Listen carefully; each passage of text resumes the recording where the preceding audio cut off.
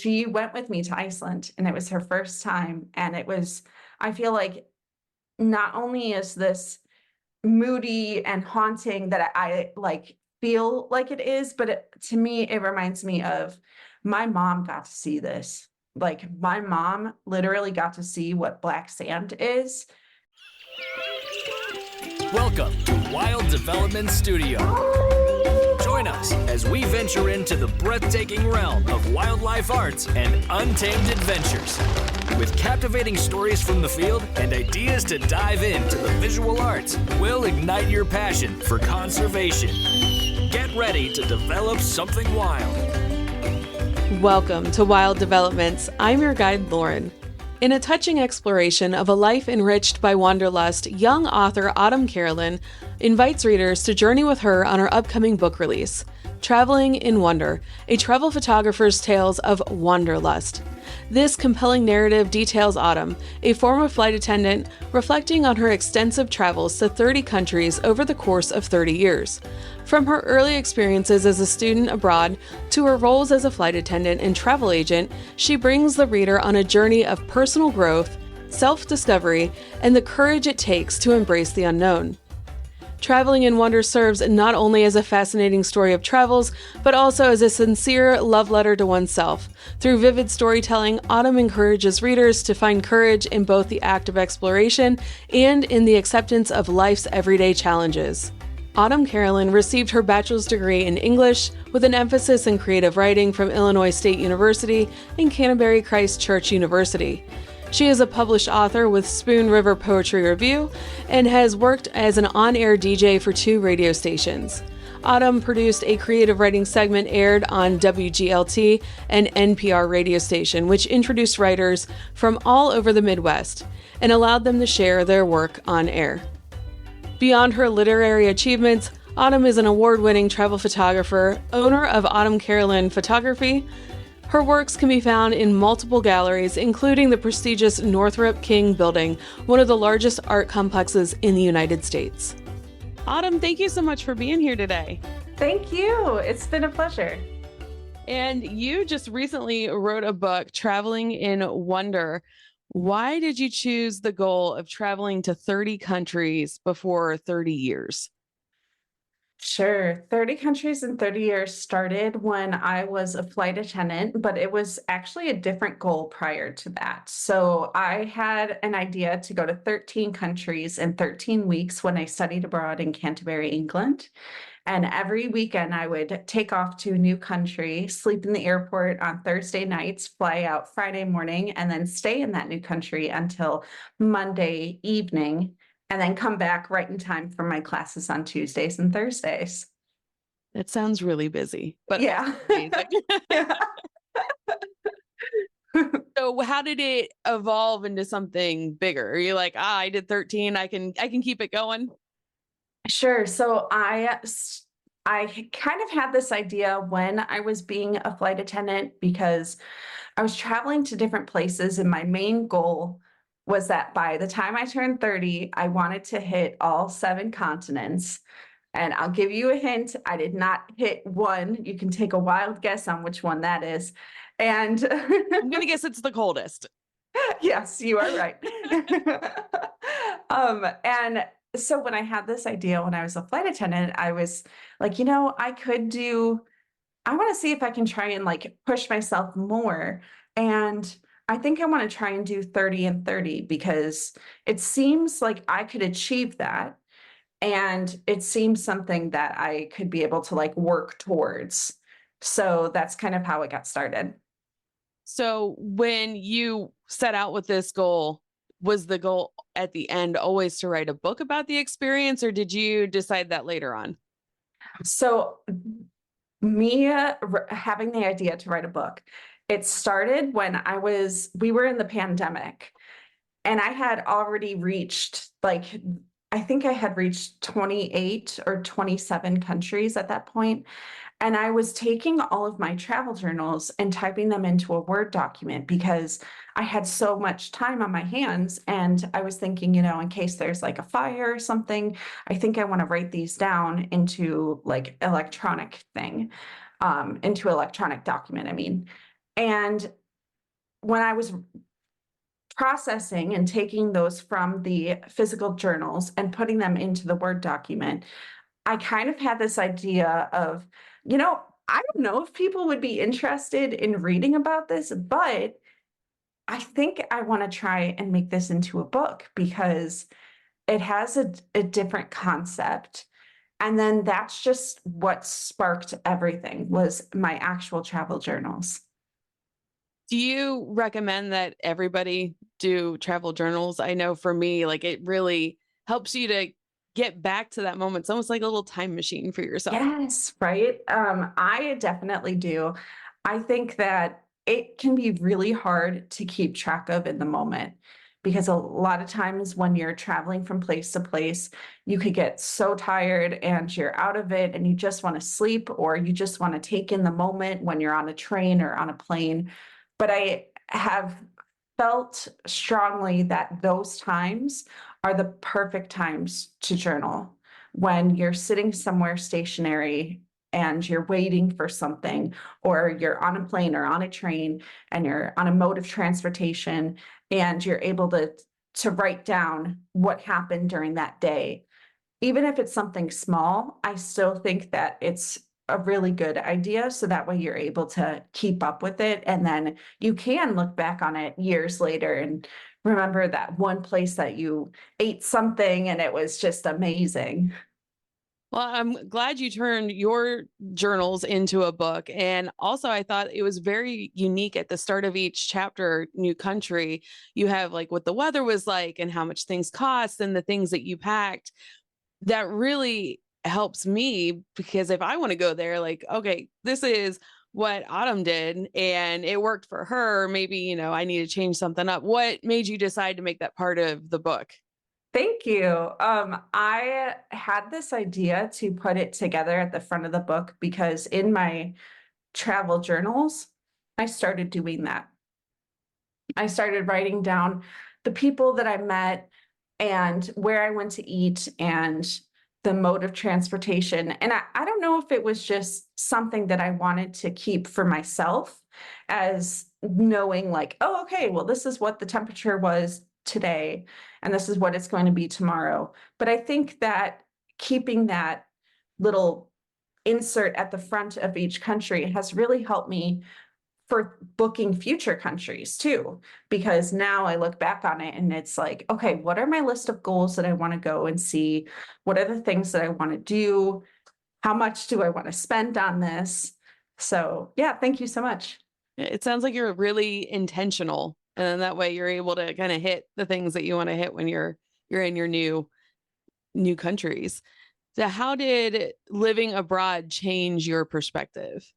Yes, living abroad changed my it changed everything for me. It was something that I was able to take up a completely different culture and experience it for the first time, but not in a way of, oh, I'm going to be here just for 3 days and I have to soak it all in, but actually in the idea of I'm walking to school and I'm going to walk back home and it's going to be like this for, however many months that I'm here.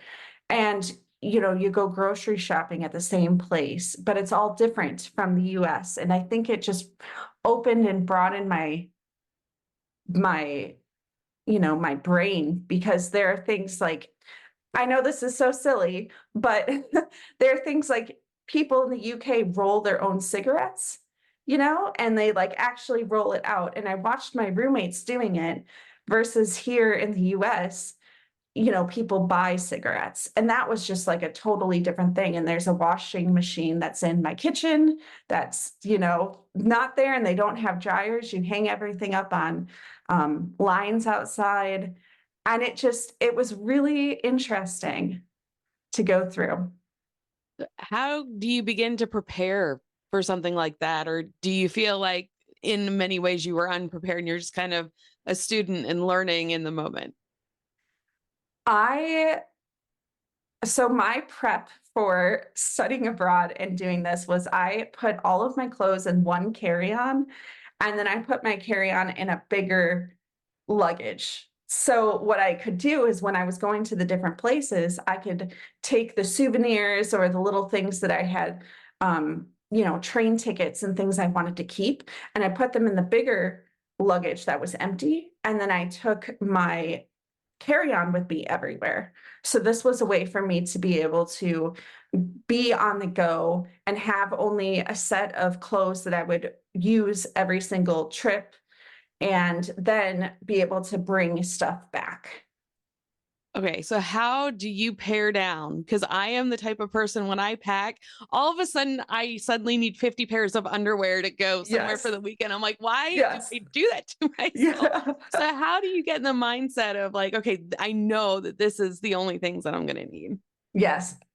Oh, I will have to say, bringing dish or laundry detergent has been my savior with this, because I've washed clothes in the middle of a sink in airports before. I watched them, there's places in hostels, and being able to reuse or rewear the clothing has been really helpful.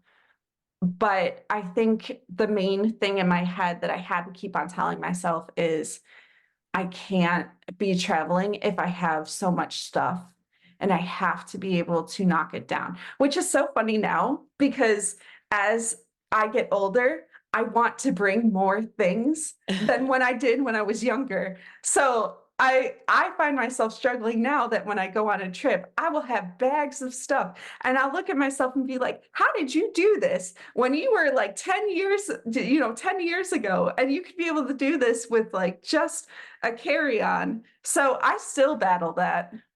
Yeah, it's hard because I'm like, I don't know if I'm going to need this random game.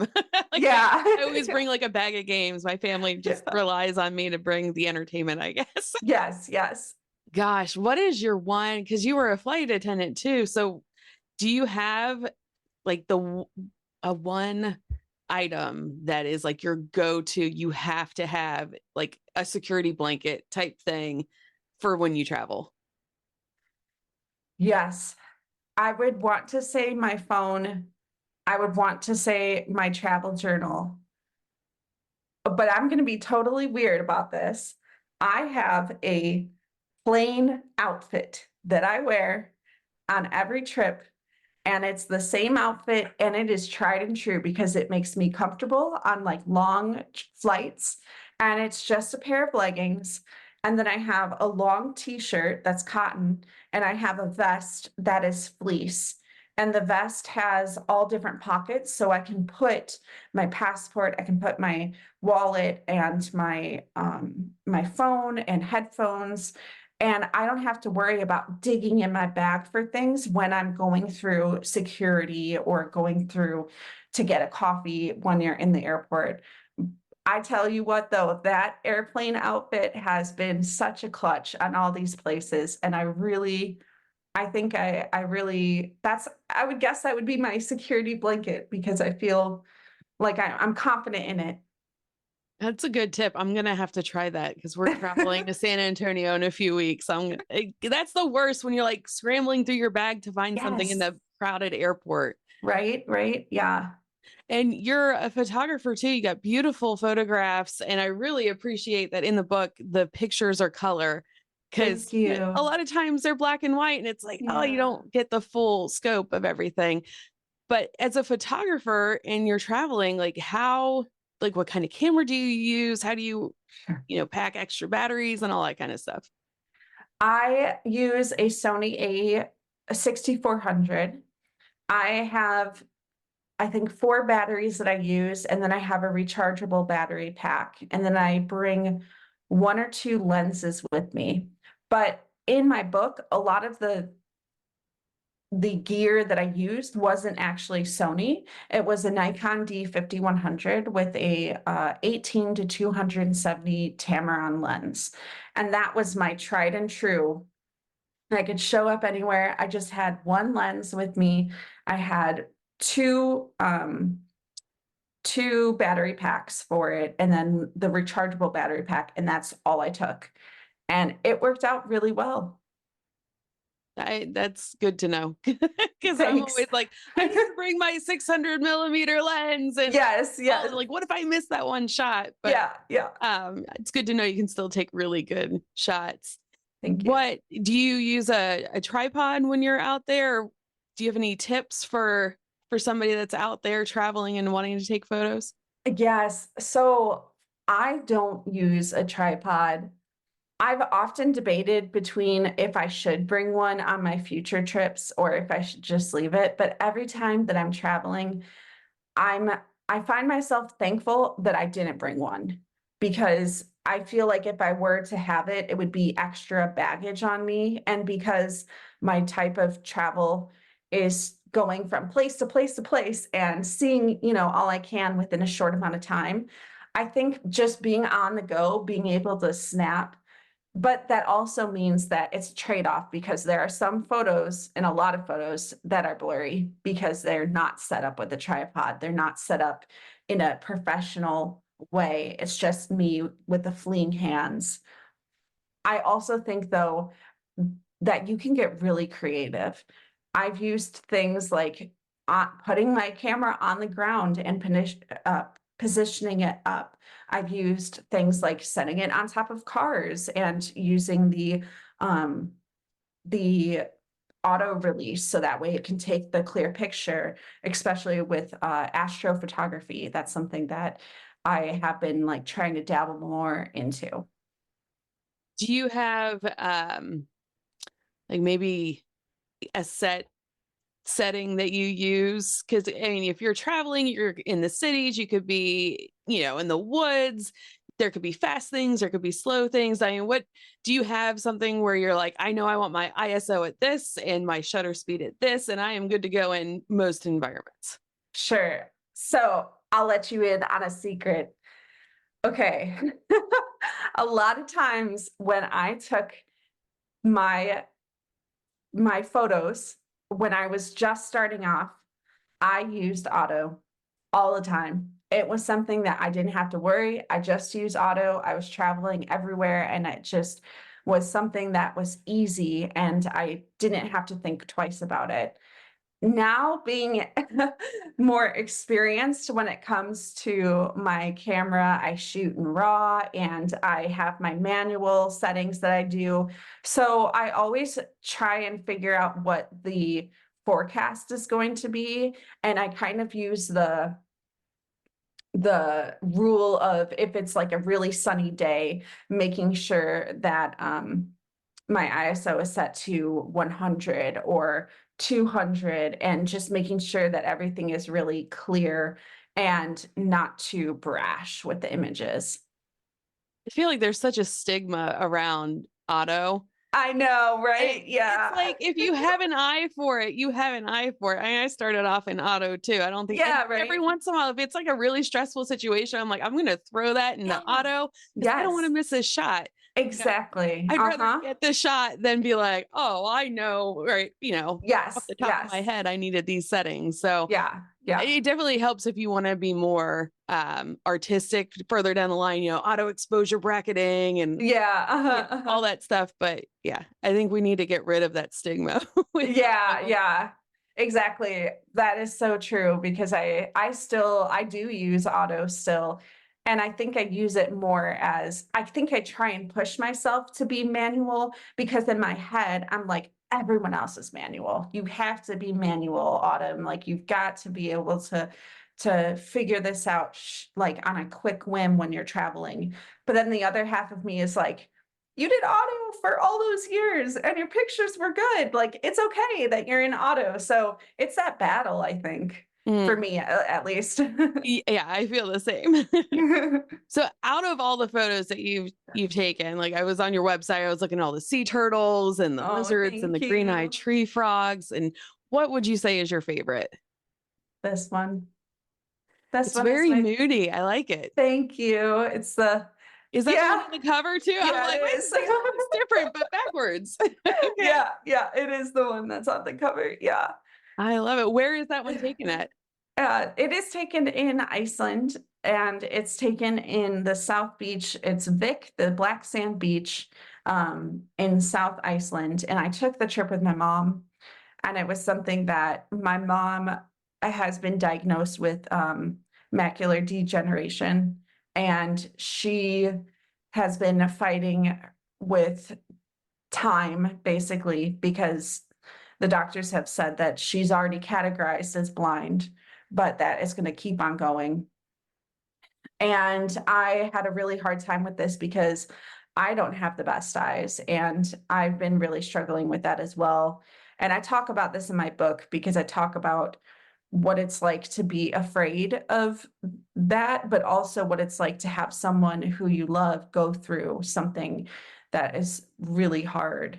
And she does not travel out of the country. She is very much afraid of going to different places. And I tried to convince her to go to Iceland because I kept on saying, like, just go somewhere that you've not been before, Mom. Like, I think we should go.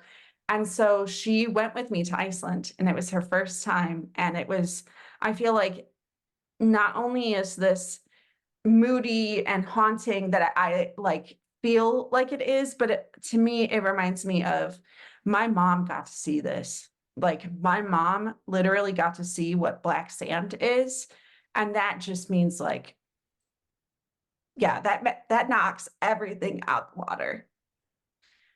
Beautiful. And that would be so scary, not, losing your Yeah. sight and going somewhere new. So obviously, I mean, you're her daughter, so of course she trusts you, but like to go to a whole new country, Iceland sounds so far away. Yeah. That's Yeah, she struggled. She's like, I don't know what they say here. I don't know what the food is like. And but we got through it. And so now she tells all of her friends that she got to see a volcano and got to be on the Blue Lagoon. And now she's very happy about it. But in the moment, it was a little bit of a struggle. it does sound like beautiful memories. Thank you. Out of the photos that you have, which would you say is your best seller, and why do you think that resonates with people?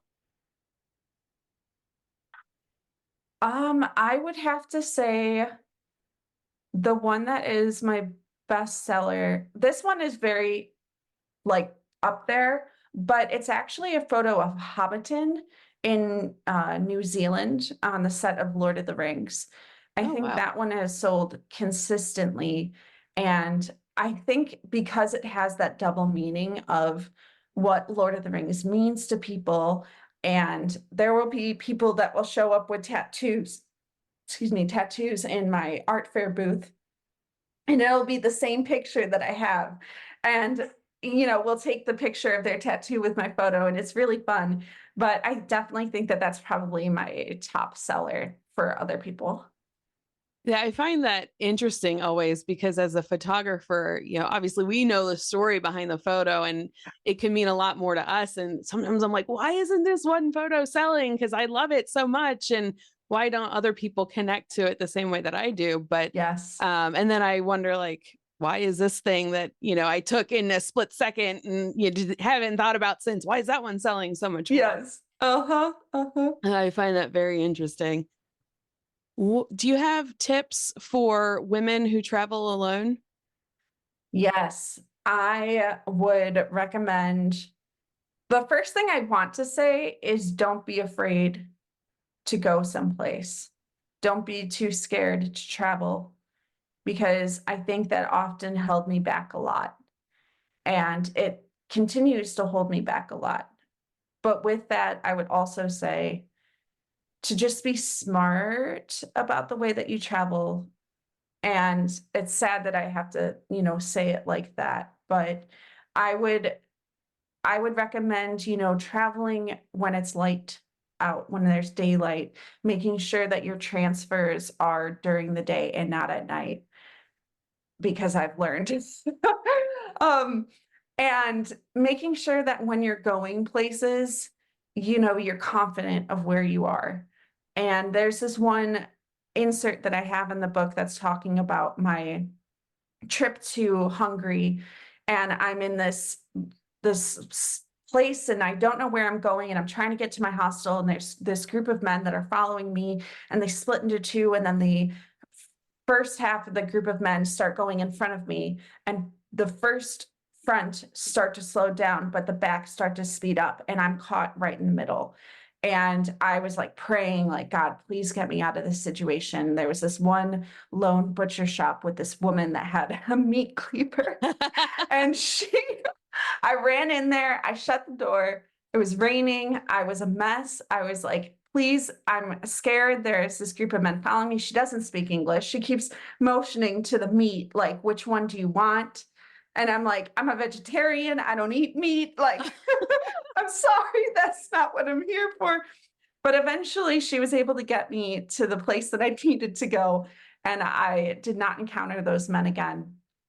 But I think making sure that you know where you're going when you're traveling, and if not, finding people that have positions of they're at work to ask them where to go. So people that are working at the train station, people that are, if there's a nearby hotel, walking up to the hotel and asking people that are behind the front desk, hey, I'm lost and I don't know where I'm going. I think those are probably the most helpful tips that I've encountered.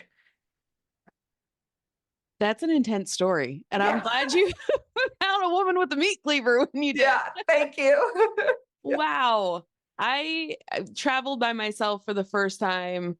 Well, I've done it for work, but that was different because, I was in Florida or whatever. But I went out to the mountains in Cades Cove and I took my dog with me. So that was how, because I was spending multiple days, I knew I was going to be alone. It was like a solo retreat thing. And I'm like, well, I'm going to at least bring my husky with me.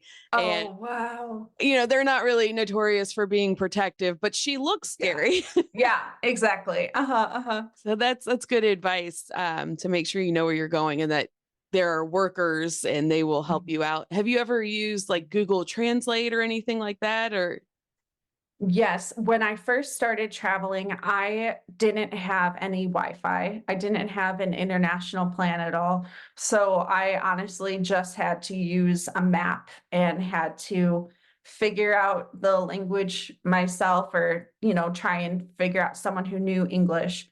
But recently, my husband and I have been traveling more to Asia, and I have an international plan now when I travel, and that has been such a clutch, being able to have the Google Translate, especially for menus, because I don't eat meat. I can take a picture of it and it can translate what's on the menu to English on my phone, and then I can be able to read through it and see what I can eat and what I can't. it is such an amazing tool. I got Yes. hot chocolate mailed in from Italy because they do different than we do. You probably know, you've traveled. And I didn't realize that the instructions were going to be in Italian. Oh, yeah. How am I going to prepare this thing? So I used the Google Translate and it just instantly showed me. I'm like, that's incredible. Yes, definitely. The world is getting smaller. I know. So all of this, the travel in the book was before 2020, and I'm sure have traveled since. How has the pandemic changed the travel landscape? Yes, I would say the pandemic has, I don't want to have a negative aspect on it, because one could say that people are more standoffish, or people are less likely to be friendly, like I've experienced in the pandemic or prior to it. Honestly, I really do think technology has been awesome. I think the idea of social media with Reels and TikToks now, I can search on there that I want to go to Tokyo, and it can show me the top reels, and those reels will have countless ideas of what to do. And it can show me where I want to go, or if there's a bucket list item that I think might be really helpful. And I feel like that has been such a game changer for me, because I've learned so much from just scrolling on TikTok, or, because prior to that, I would be, okay, I'm going to do TripAdvisor, I'm going to do Viator, I'm going to go on and see what the top 10 things to do in the city are. But I think with the abundance of social media now, I'm able to look at it and take a step back and say, these might be some niche things that not a lot of people know. And I think I want to try some of them. That's a really good tip. And you're right. Like I do go to social media more than, maybe Google or something like that to get some ideas. That's a great tip. Thank you. Do you have, what was I was going to say something about the pandemic. When I was finally able to travel again, we booked a flight and we went to St. Croix, and that's a flight that I don't know that I would have ever done. I hate flying. Maybe I should be talking to you about how to get over like turbulence and stuff like that. But we booked a flight and we went to St. Croix, and it was just like, oh, I'm finally free and I get to see the world. And it made me want to explore more because I couldn't before. Yes, definitely. So sorry, go ahead. Oh no, I was just gonna say the safest part and the most sturdy part on a plane is to get a seat right by the wing. Really? Yes. So if you have motion sickness or if you're afraid of turbulence, I always like to get not the exit row, but the one behind it or 2 rows behind it, because you're going to have a sturdy flight compared to the other portions of the plane. And statistically, it's the safest. That is good to know. That explains why we were coming from Seattle to Cincinnati last year, and I was in the very last seat, and the turbulence over the mountains was horrible. Yeah. I mean, the woman next to me was crying and praying, and it was bad. So yeah, I'm not a fan of flying, but it does get you places a lot quicker. Yeah. Hey, did you ever experience any bad Yeah, definitely. I've experienced turbulence a few times. Nothing where I had to go to the hospital, but I do know of a lot of flight attendants that have experienced that. To me, it's very different because I don't know. I kind of feel I have a lot of like faith in the people who built the plane, because I have friends that are engineers that work on planes. Like I have people that like I've talked to a ton of maintenance people, and I like going through the training that we have to go through. They kind of like break down everything. And I wish I could just like let people know, or like, have people go through the training that we had to go through, because I feel like it would help so much more with turbulence and with fear. But that being said, I have been through some really scary turbulence, and it is terrifying when you're in it because you have no clue what's going on and you don't have control of the situation, and you're just sitting in the seat and you can't move, and you're just having to make sure that, you're where you are in your space is like you're okay where you are. So it's a tough, bag to be both like, I'm confident in the people that have built this, but then at the same time, when you're in it, you're like, I'm not, no, this is not how I'm feeling. So, yeah. So you're not a flight attendant anymore, right? No. How can we be better travelers? How can we help the stewards out? Because I mean, flight attendants, they have a hard job. So how can we help them out? Oh, okay. So when you are a flight attendant and you're watching people come into the cabin, we have these things that we have to look out for that's called ABP, able-bodied persons. And we have to identify like 6 or 9, depending on the amount of people that are in the flight, able-bodied persons that can be able to assist in case of an emergency. So we're kind of scanning, as people are walking in and we say hi. In our minds, we're actually saying, okay, this person would be a good able-bodied person. This person would be a good one, making sure that we know where their seats are. And my tip that I do is when I walk on, I say, if you need anything, let me know. Like kind of letting them know like, hey, I can be an ABP. Like, I've been through the training. I know how to evacuate in case of an emergency. And I've never, nothing like, knock on wood, nothing has ever happened that I've had to be an ABP. But I think when a flight attendant is able to be like, oh, cool, okay, they're aware and they know that like we can use them in case of an emergency. I think when I was a flight attendant, that was super helpful for me, because then I don't know, I know that's a weird thing, but that's my flight attendant brain is thinking that. Oh, that's a great tip. I'm going to use that next time. Thank you.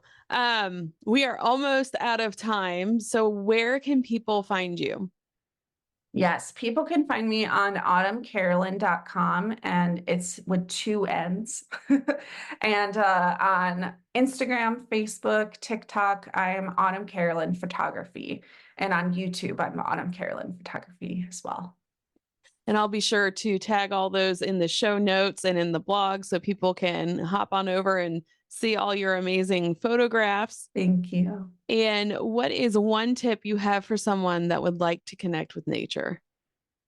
I believe strongly that indulging your 5 senses into nature is the number one thing. A lot of times in my travel journals, what I'll do is when I want to take in a moment, and if I'm out in the world and I'm in this forest, I'm looking up at these trees, I'll like purposefully say like, okay, I'm smelling this, I'm tasting this, I'm hearing the sounds from the birds, I can feel my feet on the ground.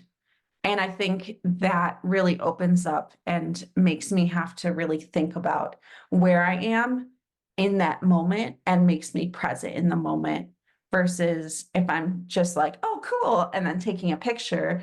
It's not really a moment that I can look back on and be like, wow, I remember what it felt like to smell that like deep sense of the woods up in that mountain in Austria. And it just was awesome. It is a great tip. And I totally agree. Thank you so much for being on the show today. Oh, thank you so much. I am so happy that this worked out, and I just had a blast, and thank you so much. Thank you. And until next time, get outside and see what develops. Thanks for joining Wild Development Studio. We hope this exploration into the world of wildlife arts and adventure has sparked a desire to get outside and connect with something wild. If you have an adventure that's awe-inspiring, don't hesitate to share. Click the link in the description to submit your story to have it featured on our show or be a guest. Until next time, keep connecting to the wild and see what develops. The views, opinions, and statements expressed by individuals during Wild Development Studio productions do not necessarily reflect the views or opinions of Wild Development Studio or its affiliates. Participation in any activities, expeditions, or adventures discussed or promoted during our content may involve inherent risks. It is strongly advised that individuals conduct thorough research, seek professional guidance, and take all necessary precautions before engaging in any such activities. Wild Development Studio, its representatives, or employees shall not be held responsible for any injury, loss, damage, accident, or unforeseen incident that may occur as a result of participating in activities inspired by or discussed in our content. By choosing to engage with our content or act upon any information provided, individuals do so at their own risk and discretion.